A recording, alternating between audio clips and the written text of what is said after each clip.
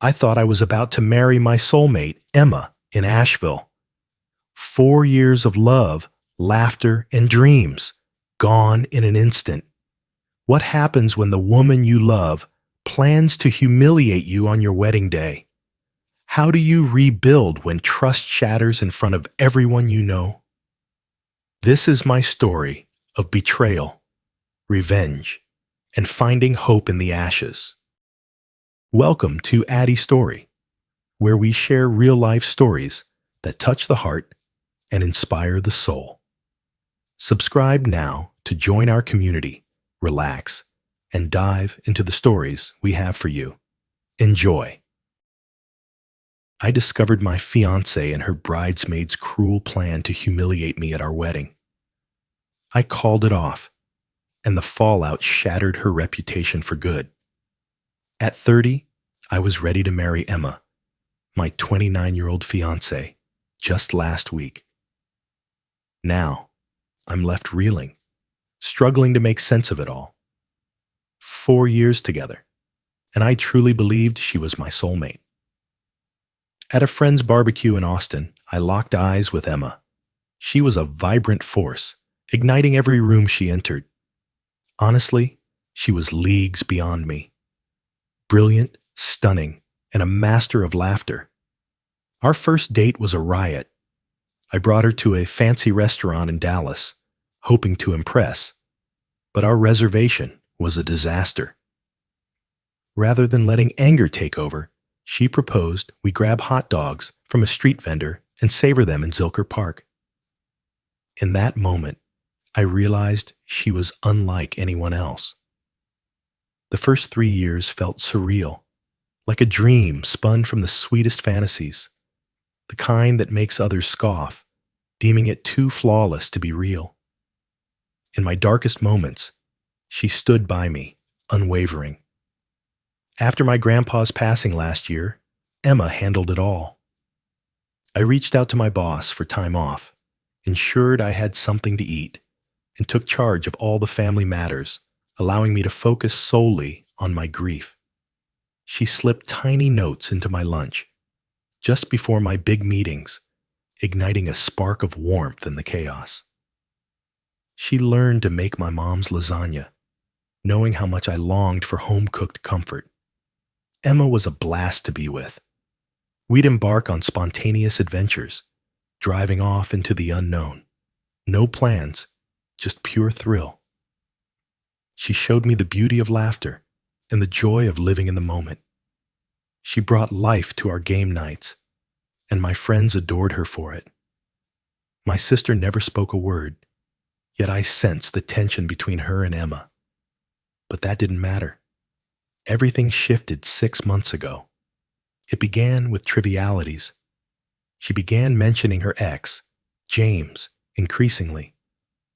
We'd be watching TV, and out of nowhere, she'd say, "Oh, James loved this show," or "James could never grasp shows like this. He was so basic." I barely noticed it at first. People often find themselves reminiscing about their past loves, don't they? Then her pranks escalated dangerously. Emma loved jokes and pranks, but they were once the kind that brought us both joy. Once, she swapped all my socks for bright pink ones right before a crucial meeting. It was ironic.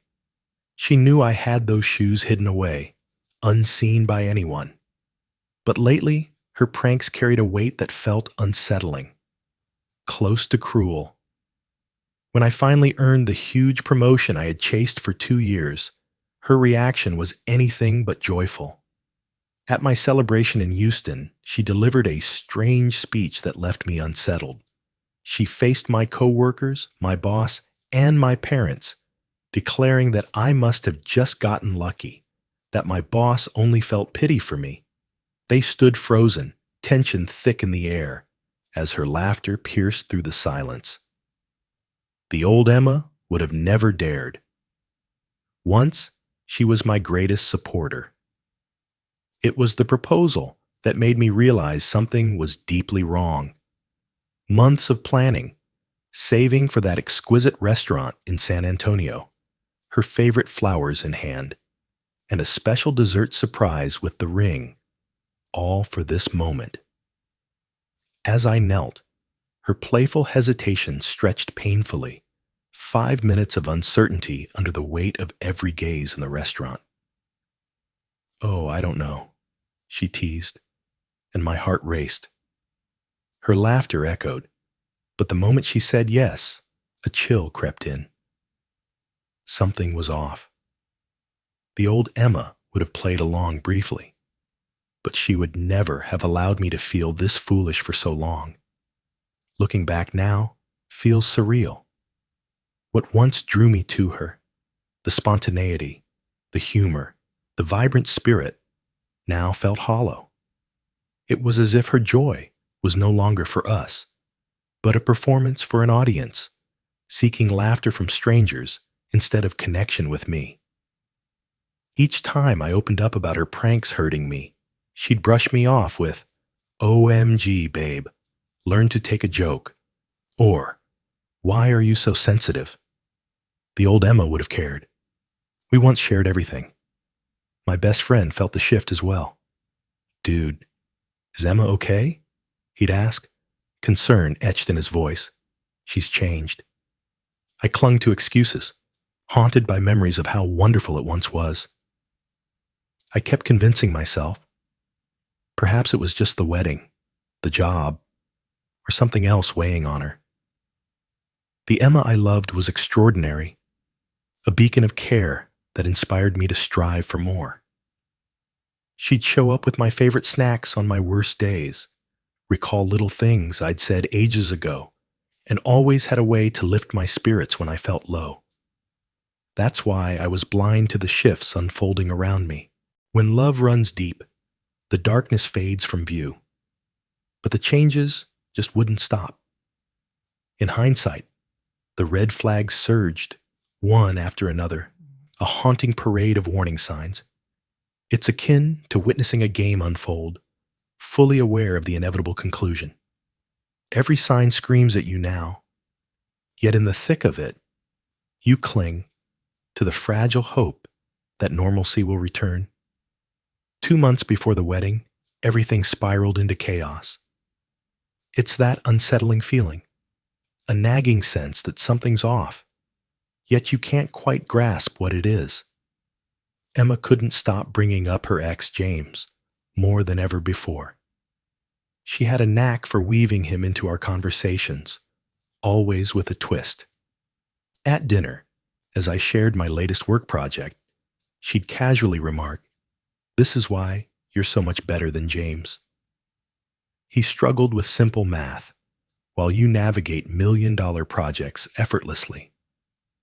Grocery shopping in Denver, I'd scan the nutrition labels, striving for health, while she'd scoff, "James never cared about this."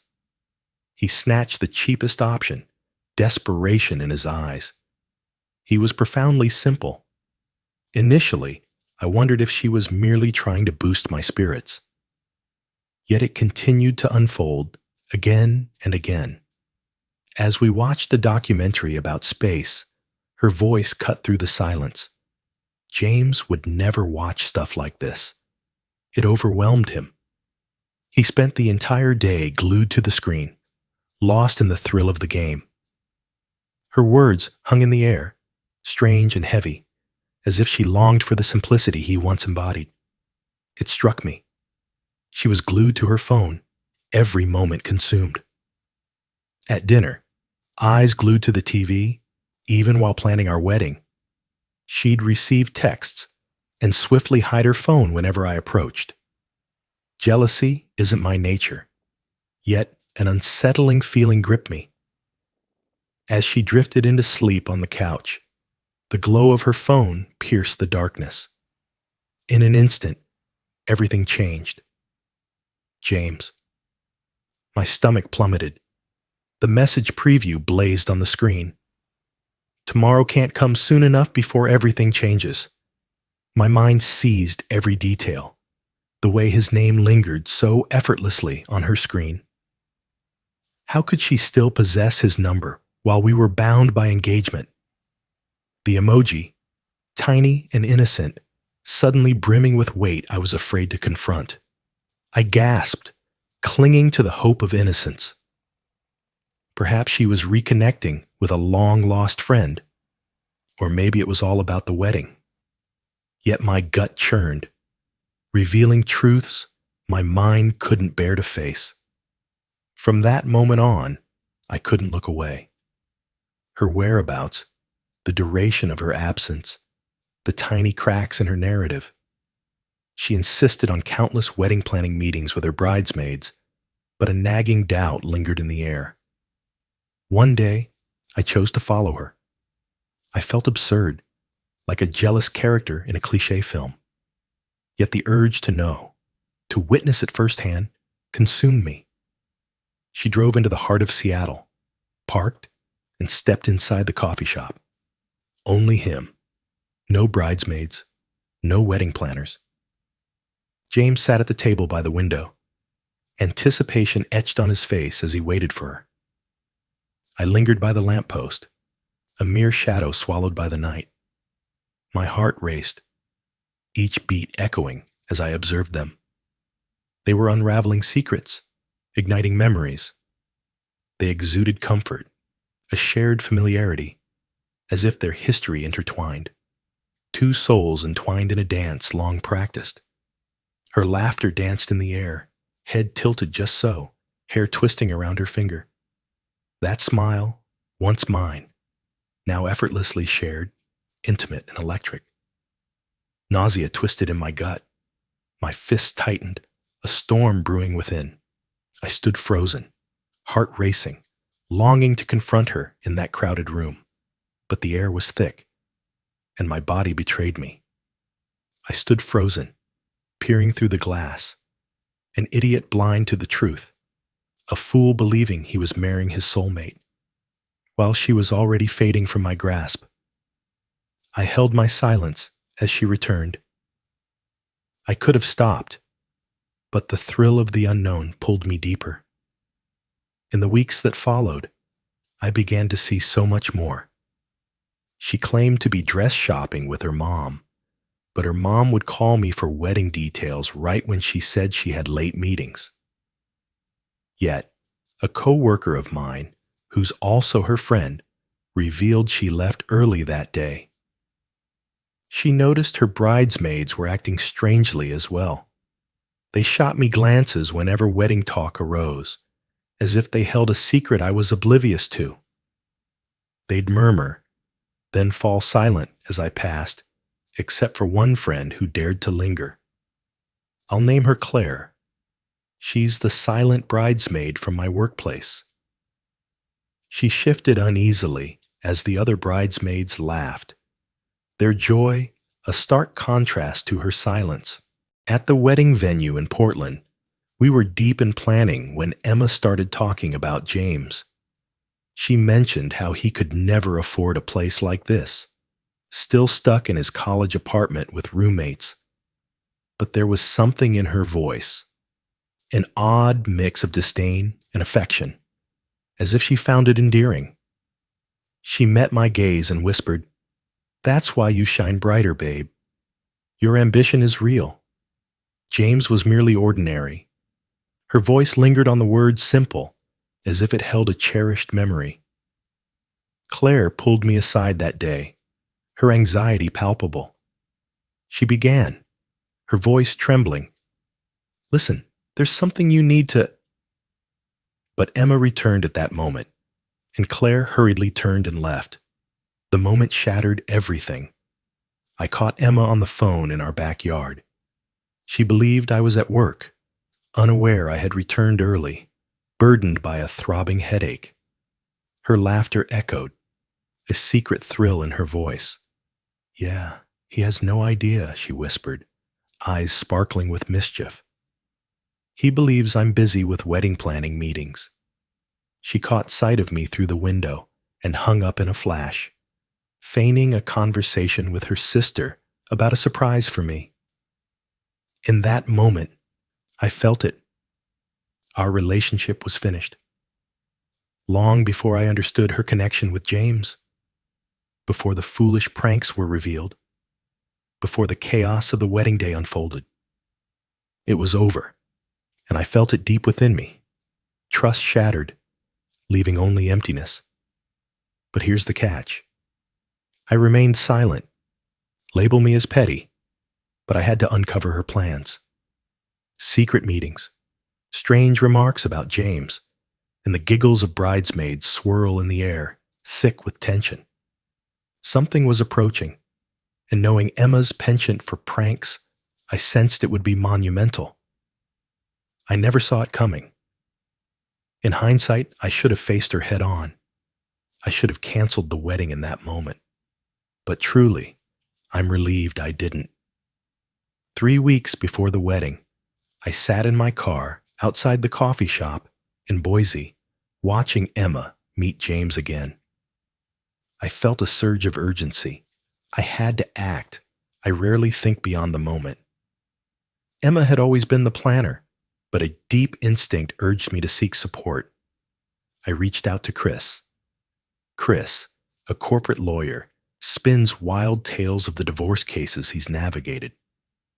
We shared college days, and he witnessed Emma's pranks up close. At his birthday party, she disguised herself as a singing telegram, humiliating him before his entire law firm. From that moment on, his feelings for her vanished. I called him, my eyes on Emma, her laughter ringing out at James's words. I'm in trouble. Help me. I sense Emma's up to something for the wedding, and it feels ominous. Chris paused, his silence heavy, then said, "Come to my office now." His fancy office in Phoenix felt like a cage as he absorbed every word, leaving me exposed and vulnerable. As I wrapped up, he fixed me with a grave stare and said, "We need insurance." He grabbed a legal pad and began to write, urgency in every stroke. "I can't stop her," he said, voice low and fierce. "But if she makes a move, she'll wish she hadn't." We poured 4 hours into his office, crafting a prenup that was nothing but a facade. Chris scoffed, claiming it would crumble in court in seconds. Yet, it appeared so official, filled with complex legal jargon that left me bewildered. This clause about public humiliation was crucial. A photo of it still lingers on my phone.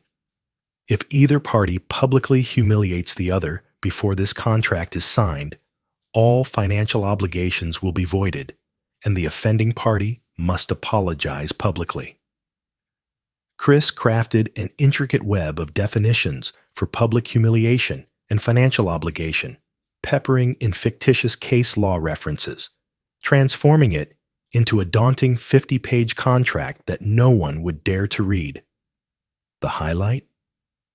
He pressed the official stamp down hard, his secretary's hands trembling as she notarized it, adding a layer of authenticity that felt almost palpable.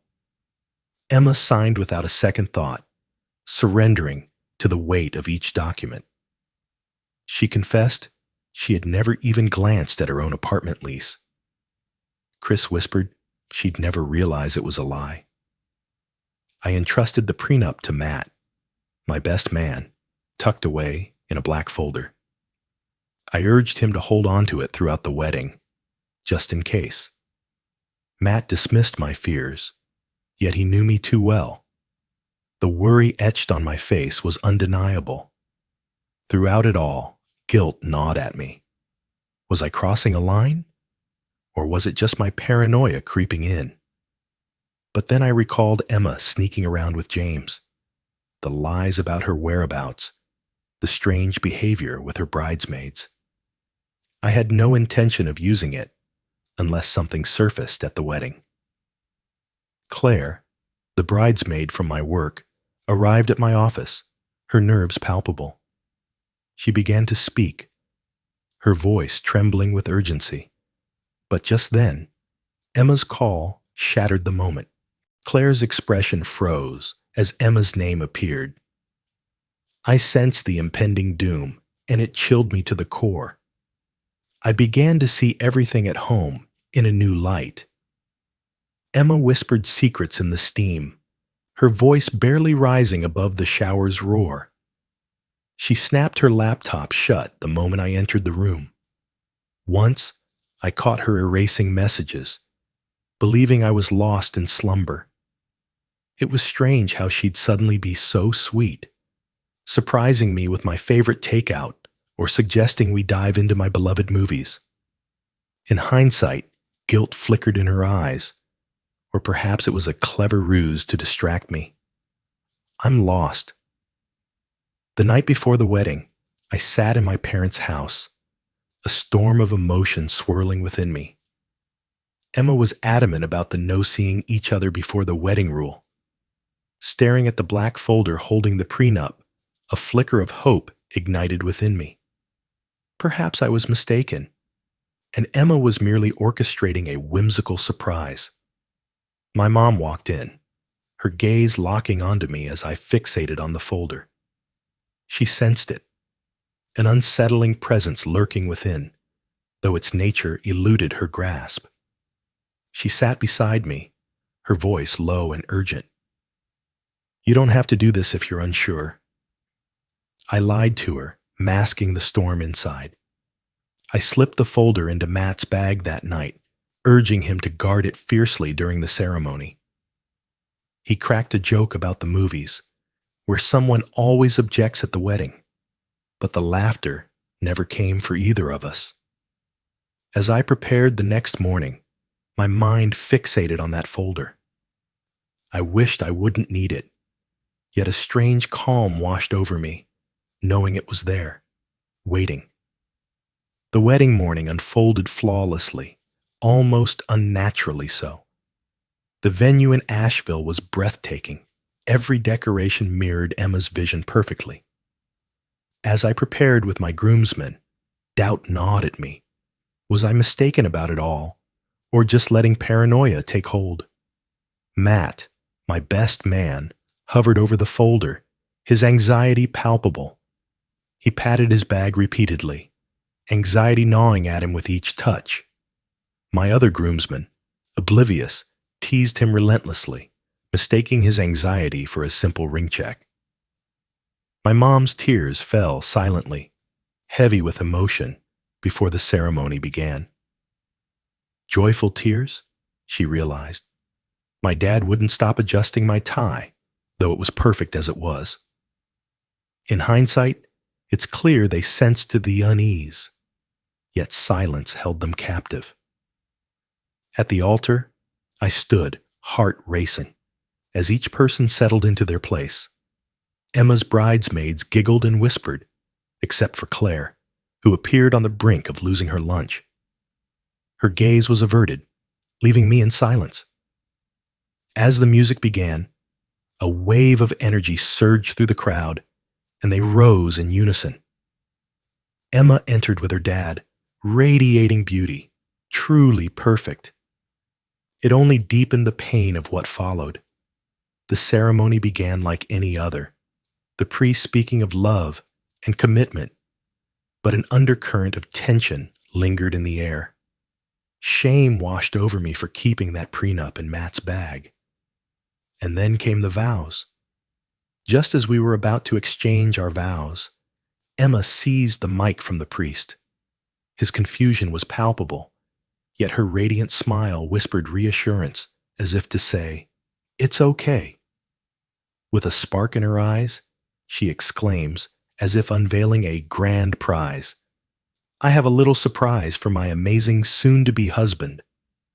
My stomach plummeted. Matt's hand shot to his bag, fingers trembling over the folder inside. My dad sat up straighter in his seat. Emma spins to the crowd, her smile radiant, and declares, "Ladies and gentlemen, please welcome the true love of my life." The doors swing open, and James strides in, a scene straight out of a film. He walks down the aisle, a foolish grin plastered on his face as heads turn, confusion rippling through the crowd. My mom's gasp pierced the silence. The sound pierced through the silence, echoing in every corner. My sister rose, fierce and unyielding, as if prepared to confront anyone. My aunt gasped, her voice piercing the air, but Emma pressed on, undeterred. She stands there, radiant, as if she's just claimed a victory. Her words spill out, revealing how she couldn't utter those two sacred words without James's blessing. His presence woven deeply into her life, their recent conversations echoing in her heart. Then this fool James strides up to the altar and slaps me on the back as if we're buddies or something. That smirk on his face ignited a fierce urge to strike it away. The bridesmaids burst into laughter, as if witnessing the most hilarious moment of their lives. The priest's eyes dart, a silent plea to vanish into the shadows. Claire's tears streamed down her face, raw and unrestrained, but Emma was far from finished. She grabs her phone, excitement bubbling. "Oh, I have something else to share." She began to scroll through the bridesmaids' group chat, heart racing. "Look, babe," she whispers, her screen glowing between us. A small pool has formed between us. The girls and I have been wagering. These messages hit me like a brick. My mind just froze. The girls, meant to support Emma in planning our wedding, were gambling real money on whether she'd actually go through with it. A bridesmaid wagered $200 that Emma would back out at the last moment. Another held $150 as tears streamed down at the altar. Lisa wagered $300, convinced Emma would deliver something unforgettable. What she said, word for word, they created a spreadsheet filled with odds, treating it like a football game, not a wedding. Someone's life hanging in the balance. The most painful part? Messages from months past lingered, haunting the silence. This was no mere prank. Months of anticipation had led to this moment. Every single wedding planning meeting, they were likely huddled together, plotting my humiliation, while Emma scrolled through the chat, laughter spilling from her lips as she highlighted each cruel bet. Oh, Rachel was so close. She whispered that I'd have a surprise guest. Isn't that close enough to matter? James lingers, eyes glued to the phone over Emma's shoulder, laughter erupting as if he's witnessed the peak of hilarity. "Wow," he says, "you really poured everything into this." I scan the room. Whispers ripple through the crowd. Phones emerge, capturing every moment, as the crowd's anticipation builds. This will be on social media in no time. Emma stands there in her perfect white dress, waiting for my laughter, as if this is just another prank to dismiss, oblivious to the fact that she just shattered our entire relationship in front of everyone we know. "Come on, babe," she whispers, jabbing me in the side. "You're not angry, are you? It's only a joke. James won't say a word, unless—" Her gaze meets James's, and laughter erupts between them once more. I catch Matt's eye. The folder is already slipping from his bag. Emma's fight isn't over yet. She faces the guests, a spark in her eyes. Should I reveal the backup plan? What if he really lost his temper? In that moment, I realized it was far more serious than a simple joke. This was more than just Emma being herself. This was pure cruelty. For months, she plotted my public humiliation, targeting everyone I hold dear. She had dragged in her friends, her ex, maybe even half the people here. She stood there, radiating pride, and in that moment, the girl I once loved vanished. I encountered a person who dismissed my emotions as a punchline, choosing laughter over love. In that moment, I resolved, if she craved a spectacle, I would deliver a spectacle. I smiled at her, the most serene smile I've ever worn. Her smile flickered, a spark of understanding, as if she believed I was finally in on the joke. I glanced at the priest. His face screams of resignation, a man on the brink of giving up everything. "Hey," I ask, my heart racing, "is the table ready for signing the marriage license? I have to get something fast." The priest gestures to a small table nearby, likely bracing for the storm to come. I approach Matt. The room holds its breath, a thick silence enveloping all. Emma's smile beams brightly, yet confusion flickers in her eyes. This was never meant to happen. I grasp the black folder, the one Chris guided me to create. It feels incredibly official. I raise it high for all to witness. Ladies and gentlemen, I must pause for a moment. I have something important to share with my beloved fiancé. Emma tilts her head, confusion flickering in her eyes like a lost puppy. Hold on, what? I walk back to the altar, savoring each moment. My hands are steady. I'm prepared. Listen, Emma, I say, steady and clear, as if guiding a child through a tough lesson. I had my lawyer prepare a brief agreement before the wedding. A simple warning, just in case you ever think of taking this step. I raise the contract high, the official stamp glaring at everyone, a silent testament to Chris's authority. Emma's face drains of color. "What is that?" she demands. Her smile is beginning to shatter. "Just a tiny clause," I murmur, feigning a casual glance at the pages. This section reveals that if either party publicly humiliates the other, before signing the marriage license, all joint financial commitments, wedding, honeymoon, shared assets, are instantly voided. The guests inhale sharply, a collective breath, just like in films, when the murderer is unveiled. Emma blinks rapidly, as if desperate to escape a nightmare. "Hold on, what?" "It can't be true. It just can't be true." "Oh, it's undeniably real," I assert, tapping into my inner lawyer. "The guilty party must stand before all our guests and deliver a public apology." James's smirk fades at last. "No way. You must be kidding. This can't be real." I glance at him, my smile radiant and full of warmth.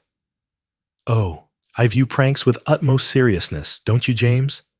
Because you were the mastermind behind this." Emma's heart races, beads of sweat forming on her brow. Her flawless makeup is starting to smudge. "This is insane, babe. Are you really angry with me?" That was the moment I unleashed the words I had rehearsed since I spotted her with James at that coffee shop. "Why would I be angry, Emma?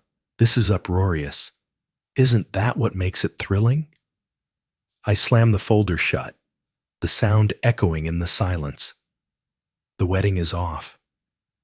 Silence hung heavy, so profound you could hear a pin drop from the farthest corner. Emma's flawless smile crumbles into fragments. "Hold on, what?" "Oh, don't be so surprised," I say, sliding the folder beneath my arm. "Your laughter has faded. It's my moment now. It's over." The room detonates, filled with whispers and gasps that pierce the air. The priest recoils, eyes wide, as if we're the embodiment of madness. The bridesmaid's laughter fades into silence. Emma's face shifts from ghostly white to fiery red in an instant. "You're kidding," she replies, yet her voice trembles now. "Am I really?" My gaze locks onto Matt. "Hey, could you take care of that?" Matt, a true legend, pulls out his phone, hits play, and suddenly, Hit the Road Jack erupts through the venue speakers.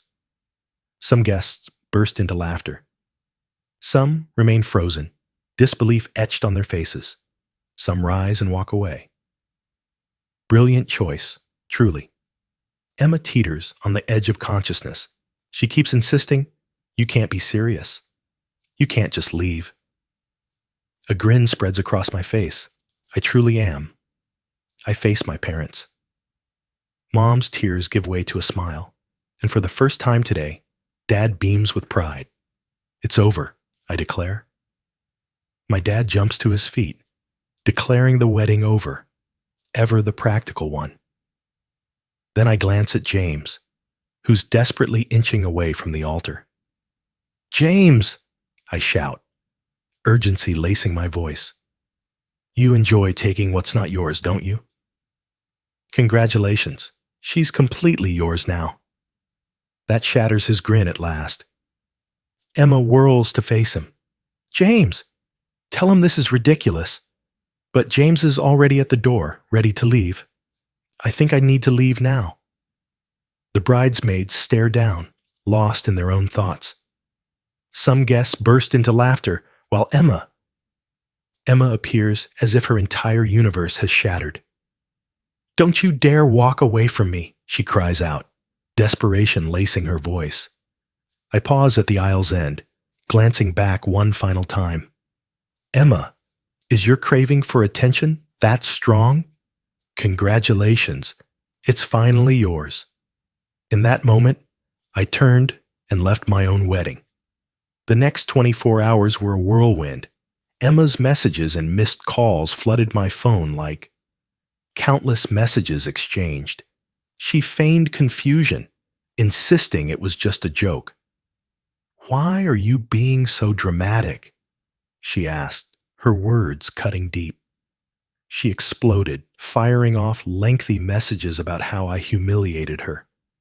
Ironic, isn't it? She couldn't fathom that I would destroy our wedding for a mere prank. She claimed I had no right to leave her like that. But this is where it truly ignites. Recall that chat where stakes were high and tension soared? Matt, the brilliant mind he is, captured every moment on a bridesmaid's phone before we departed. Every message buzzed with anticipation for the perfect prank. Every wager they made. Messages from months past, plotting their schemes to torment me at the wedding. Emma spun a tale of betrayal, claiming I left her at the altar, painting herself as the victim for all to see online. Then the screenshots began to circulate. It seems people aren't fond of transforming a wedding into a gamble. The aftermath was monumental. Those bridesmaids who found it hilarious, panic surged as they understood their messages were visible to others. Olivia, the maid of honor, lost a job opportunity when the screenshots reached her potential employer. Looks like they weren't interested in someone who found joy in humiliating others. The following day, Emma's parents reached out to me. Her mother wept, shocked and heartbroken, unable to comprehend Emma's actions. They had warned her. No stunts at the wedding. Her dad apologized, his voice heavy with understanding of my choices. Then the financial storm struck.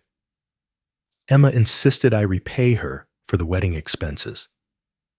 It struck me as hilarious, especially since I had covered nearly all the costs. The venue, my card, the catering, my account, that extravagant honeymoon she flaunted to all. Everything's reserved in my name, one call to each place, and everything fell apart. The venue manager was surprisingly empathetic, admitting he had witnessed wild wedding moments, but this one took the cake. The cancellation of the honeymoon shattered her world. She had flooded social media with our unforgettable 2 weeks in Miami. She had to reveal the truth behind her silence on beach photos. Her bridesmaids pulled away in an instant. It's striking how quickly they vanish when they see the fall coming. Even those who had been complicit turned their backs, shunning her completely. James vanished, leaving her in silence, calls and texts unanswered. He no longer laughed when they questioned him about why he believed destroying a wedding was acceptable. Claire finally spilled it all, and I could feel the heavy guilt pressing down on her. She stood apart, a spark in the shadows. She never laughed at Emma's pranks, never engaged in the group chats, never found joy in humiliating others. She confessed she'd been aware of the plan for weeks, feeling cornered, caught between the urge to speak out and the fear of Emma's wrath. She recounted her desperate attempts to warn Emma, pleading with her to stop, but Emma only laughed it off, eager to witness my reaction. James played along, effortlessly, likely believing it added to his allure. But Claire, every moment was pure agony for her. She confessed to me that sleep eluded her the night before the wedding, consumed by anxiety, fully aware of what lay ahead.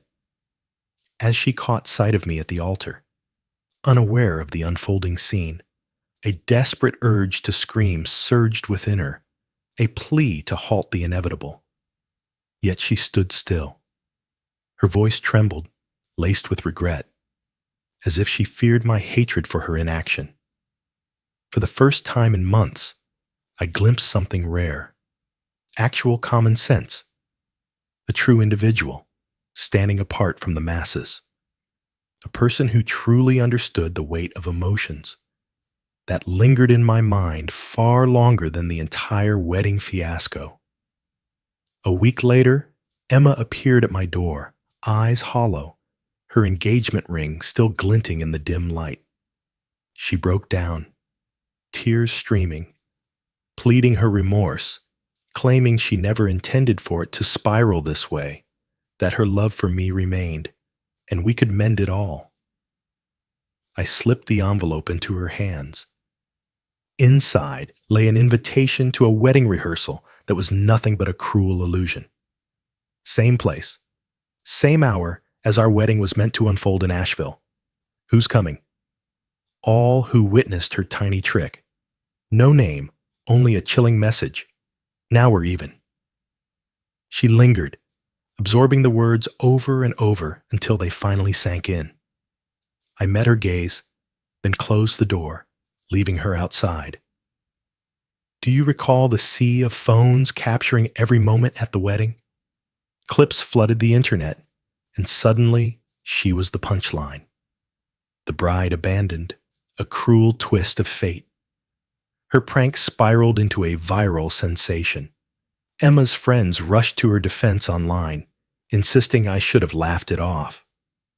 But then more screenshots surfaced, revealing their meticulous planning, the bets they placed, and the cruel words they exchanged about me in their group chat. Emma reached out through mutual friends, claiming she had learned her lesson. Each time someone revealed her messages, the screenshots would inevitably surface too. Before long, she found herself alone, with no one left to defend her. 6 months since the wedding that never happened, and Emma remains shattered. She clawed at my heart, desperate, pleading through messages that promised to mend the shattered pieces if only I would let her back in. She had likely exhausted every last ounce of that endless resource with her reckless pranks. But I was finished.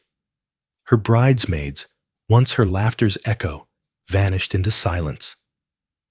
Olivia, the former maid of honor, sent a heartfelt apology, expressing her regret for not warning me and the weight of her guilt over what transpired. It's over now. James. He cut Emma out completely, spinning a tale of manipulation to anyone who would listen. Last I heard, he returned to his hometown in Omaha, working at his dad's store now. Perhaps the simple life held more value than I realized. Emma's parents can't stop apologizing whenever they see my family. Her mom's Christmas card pierced through the silence, revealing a heart heavy with regret. She thinks of that day constantly, wishing she had noticed the signs before it was too late. Her dad played a crucial role in selling the house Emma and I had dreamed of moving into. But here's the strange twist. Amidst the chaos, a glimmer of hope emerged. Claire and I began sharing coffee, lost in conversation, just the two of us. Claire had feelings for me all along, but she stayed silent while I was with Emma. We began to spend more time together. It started innocently. Lunch breaks at work, the occasional dinner. But beneath the surface, something was brewing. She stands apart from Emma in every conceivable manner. Silent strength, compassionate heart, always mindful of others, never at the cost of another's laughter. 3 months after the wedding that never was, we finally began our official journey together. My parents adore her. My sister, who despised Emma from the start, believes Claire is my ideal match. Emma discovered us through friends and ignited chaos online, claiming Claire took me from her and that it was all a calculated move. No one stood by her side. The screenshots of her plotting to humiliate me with her ex shattered any sympathy that remained. Emma is still battling to reclaim her reputation. She poured her heart out in a public apology on Facebook, revealing her growth and the lessons learned from her past mistakes. 2 days later, she stood in my company's parking lot in Raleigh, ready to confront Claire. She was escorted out by security. My life has truly transformed for the better. Finally got the promotion I deserve. The genuine kind, not the one Emma mocked.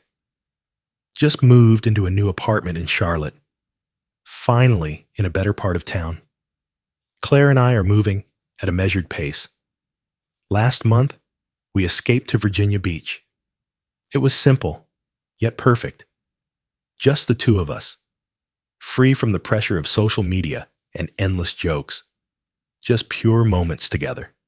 And, oh, the prenup folder still lingers. Chris, my lawyer friend, gifted me a framed piece for my birthday. It now hangs in my home office. Claire finds it utterly amusing. My friends say I escaped a disaster. I feel like I escaped a relentless barrage. Old pictures of me and Emma haunt me. How did I miss the signs? When you wear rose-colored glasses, red flags become mere flags.